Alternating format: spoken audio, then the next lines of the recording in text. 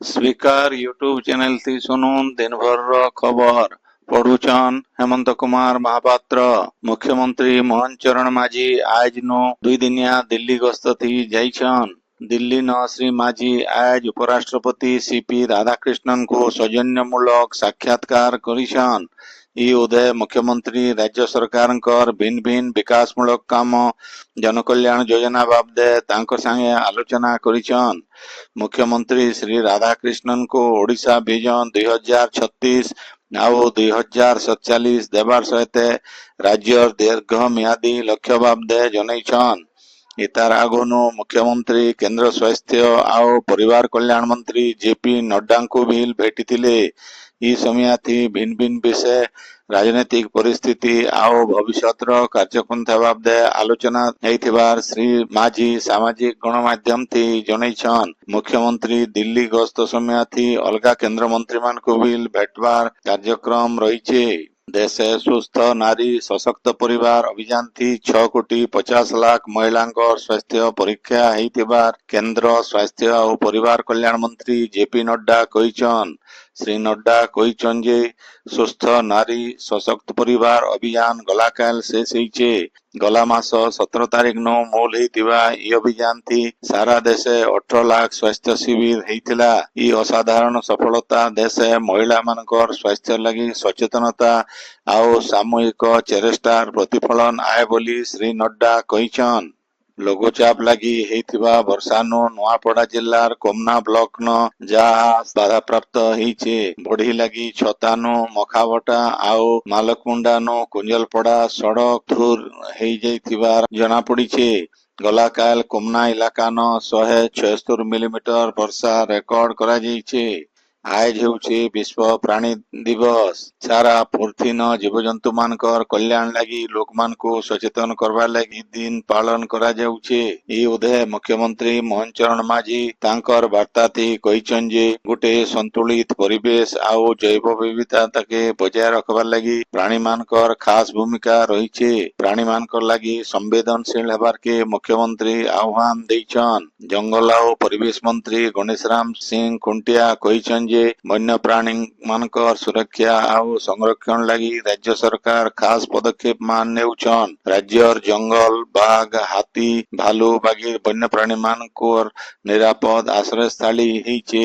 ଚିଲିକା ଆଉ ଭିତରକନିକା ଆର୍ଦ୍ରଭୂମି ଭିନ୍ନ ଭିନ୍ନ ପ୍ରଜାତିର ପ୍ରବାସୀ ପକ୍ଷୀ ମାନଙ୍କର ସହିତ ବିରଳ ଇରାୱାଡି ଡଲଫିନ ଆଉ ବଉଳା କୁମ୍ଭୀର ଦେଖବାରକେ ମିଲୁଛନ୍। ବନ୍ୟ ପ୍ରାଣୀ ମାନଙ୍କର ସୁରକ୍ଷା ଆଉ ସଂରକ୍ଷଣ କେ ନଜର ଥି ରଖିକରି ଶିକାରୀ ମାନଙ୍କର ଲାଗି ଶୂନ୍ୟ ସହନଶୀଳତା ନୀତି ଅପନାବାର ସହିତ କଡା କାର୍ଯ୍ୟାନୁଷ୍ଠାନର ବ୍ୟବସ୍ଥା ରହିଛି ବୋଲି ମନ୍ତ୍ରୀ ଶ୍ରୀ ଖୁଣ୍ଟିଆ କହିଛନ୍। ରାଜ୍ୟ ଗଲା 2 ତାରିଖ ନୁ ଆଇବା 8 ତାରିଖ ତକ ବନ୍ୟ ପ୍ରାଣୀ ସପ୍ତାହ ରାଜ୍ୟ ପାଳନ କରାଯାଉଛେ।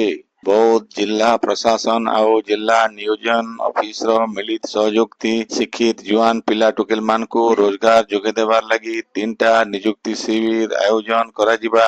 ଅନ୍ତରାଷ୍ଟ୍ରୀୟ ଭାରତୀୟ ସୁରକ୍ଷା କମ୍ପାନୀ ତରଫୁ ଇ ମାସର 8 ନୁ 10 ତାରିଖ ତକ ସୁରକ୍ଷା ଯବାନ କେସ୍ ସର୍ଭିସ ସୁରକ୍ଷା ଅଧିକାରୀ ପଦବୀ ଲାଗି ସବୁ ଅଫିସ ନ ଚୟନ ଆଉ ପଞ୍ଜୀକରଣ ଶିବିର ହେବା।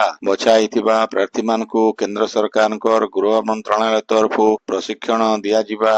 ସ୍କୁଲ ଆଉ ଗଣଶିକ୍ଷା ମନ୍ତ୍ରୀ ନିତ୍ୟାନନ୍ଦ ଗଣ୍ଡ ନୂଆପଡା ଜିଲ୍ଲା ଗସ୍ତ ଥି ଆସିକରି ଗୋଟେ ସମୀକ୍ଷା ବୈଠକ ଥି ଯୋଗ ଦେଇଛନ୍। ଇ ଉଦୟ ମନ୍ତ୍ରୀ ଜିଲ୍ଲା ନ ଅଦାନୁ ପାଠ ଛାଡୁଥିବା ଛାତ୍ରଛାତ୍ରୀ ମାନଙ୍କୁ ସ୍କୁଲ କେ ଆନିକରି ଫେର ଥରେ ନାଁ ଲେଖାବାର ଆଉ ସେମାନଙ୍କୁ ଉପଯୁକ୍ତ ଶିକ୍ଷା ଦେବାର କେ ଆହ୍ୱାନ ଦେଇଛନ୍। ଜିଲ୍ଲା ନ ସ୍କୁଲ ଚାଲ ଅଭିଯାନ କେ ନେଇକରି ଅଲଗା ଢଙ୍ଗେ ଶୋଭାଯାତ୍ରା କରିକରି ଲୋକମାନଙ୍କୁ ସଚେତନ କରବାର ଲାଗି ମନ୍ତ୍ରୀ ଆହ୍ୱାନ ଦେଇଛନ୍। ବୈଠକ ଥି ଜିଲ୍ଲାପାଳ ମଧୁସୂଦନ ଦାସଙ୍କର ସହିତ ବିଭାଗୀୟ ଅଧିକାରୀ ମାନେ ଉପସ୍ଥିତ ଥିଲେ।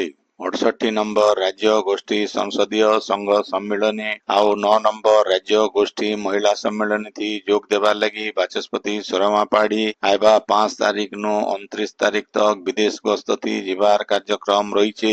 ରାଜ୍ୟ ଗୋଷ୍ଠୀ ସଂସଦୀୟ ସଂଘ ନ 56ଟା ଦେଶ ସଭ୍ୟ ଥିବାର ବେଲେ ଭାରତ ଇତାର ଭିତରୁ ସବୁନୁ ବଡ ରାଷ୍ଟ୍ର। ଲୋକସଭା ବାଚସ୍ପତି ଓମ ବିର୍ଲାଙ୍କ ନେତୃତ୍ୱ ଥି ରାଜ୍ୟସଭାର ଉପାଧ୍ୟକ୍ଷ ହରିବଂଶ ସଂସଦର ସଦସ୍ୟ 22ଟା ରାଜ୍ୟର ବାଚସ୍ପତି ଉପବାଚସ୍ପତି ଆଉ ସଚିବ ମାନେ ଇ ସମ୍ମିଳନୀ ଥି ଯୋଗ ଦେବେ। आपण माने खबर सुनुछन स्पीकर यूट्यूब चैनल थी। ଝାରସୁଗୁଡ଼ା ଏସପି ଆଜ ସକାଳେ ଜିଲ୍ଲା ଜେଲ କେ ଅଚାନକ ପରିଦର୍ଶନ କରିଥିଲେ। ଜେଲ ଭିତରୁ ବିଡି ଭାଙ୍ଗ ଆଉ ମାଚିସ୍ ଜବତ କରାଯାଇକରି ସେସବୁକେ ନଷ୍ଟ କରିଦିଆଯାଇଥିଲା। ଏସପିଙ୍କର ଇ ଚଢ଼ାଉ ବେଲେ ଜିଲ୍ଲାର ସବୁ ବରିଷ୍ଠ ଅଫିସର, 2 ଏସଡିପିଓ, ଝାରସୁଗୁଡ଼ା ଟାଉନ ସଦର ଆଉ ଏୟାରପୋର୍ଟ ଥାନାର ଅଧିକାରୀଙ୍କର ସହିତ 2 ପ୍ଲାଟୁନ ଫୋର୍ସ ଥିଲେ। ସମ୍ବଲପୁର ସହରର ଗୋବିନ୍ଦତୋଲା ପୋଲିସ କଲୋନୀର ଆଜ ଦ୍ୱିପହରେ ଚଡ଼କ ମାରିକରି 3 ଜଣ ଆହତ ହେଇଛନ୍। ଇ 3 ଜଣ ପିଲା ନଦୀକେ ଗାଧବାରକେ ଯାଉଥିବାର ବେଲେ ବର୍ଷା ହେବାରନୁ ଗୁଟେ ଗଛ ତଲେ ରହିଯାଇଥିଲେ। ହେଲେ ସେନ ସେମାନଙ୍କୁ ଚଡ଼କ ମାରବାରନୁ ସଦର ହାସପାତାଲକେ ଚିକିତ୍ସା ଲାଗି ନିଆଯାଇଥିଲା। ଜଣଙ୍କର ଅବସ୍ଥା ଗୁରୁତର ହେବାରନୁ ତାଙ୍କୁ ବୁର୍ଲା ଭୀମସାରକେ ପଠାଯାଇଛି।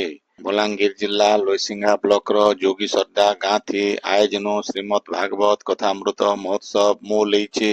ଭାଗବତ ସେବା କମିଟି ଆଉ ଗାଁର ଲୋକମାନଙ୍କର ତରଫରୁ ହେଇଥିବା ଏ କାର୍ଯ୍ୟକ୍ରମ ଆଇବା 6 ତାରିଖ ତକ ଚାଲବା। ପୁରୁଷୋତ୍ତମ ଦାସଙ୍କର ସଭାପତିତ୍ୱ ହେଉଥିବା ଏ କାର୍ଯ୍ୟକ୍ରମ ଥି ବିଶିଷ୍ଟ ଆଧ୍ୟାତ୍ମିକ ବକ୍ତା ଡାକ୍ତର କୃଷ୍ଣକେଶବ ଷଡ଼ଙ୍ଗୀ, ସୁରେନ୍ଦ୍ର ଭୋଇ, उद्धव त्रिपाठी, दीप्ति सिंह, मानभंजन महाराज, मनोरंजन बाग प्रमुख जोग देवे। शेष दिन साधु सेवा संगे प्रसाद सेवन हेबा।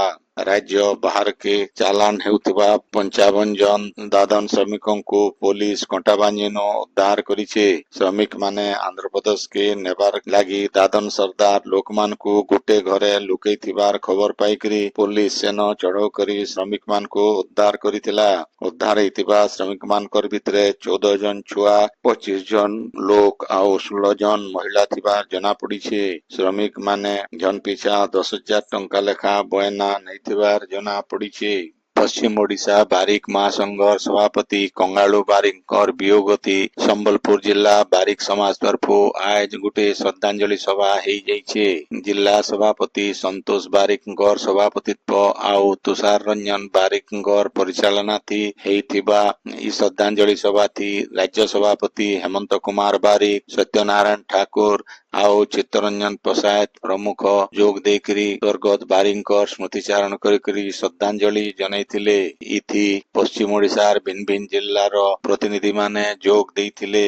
କେନ୍ଦ୍ରୀୟ ବଙ୍ଗୋପସାଗରନ ହେଉଥିବା ଲଘୁଚାପର ପ୍ରଭାବ ଥି ରାଜ୍ୟର ଭିନ୍ନ ଭିନ୍ନ ଜାଗାନ ବର୍ଷା ଲାଗି ରହିଛି। ଭୁବନେଶ୍ୱର ଆଞ୍ଚଳିକ ପାଣିପାଗ ବିଜ୍ଞାନ କେନ୍ଦ୍ରର ସୂଚନା ଅନୁସାରେ ଆଇବା 24 ଘଣ୍ଟା ଭିତରେ କେତେଟା ଜିଲ୍ଲାନ ଘଡଘଡି ସହିତ ଜବର ବର୍ଷା ହେବାର ସମ୍ଭାବନା ରହିଛି।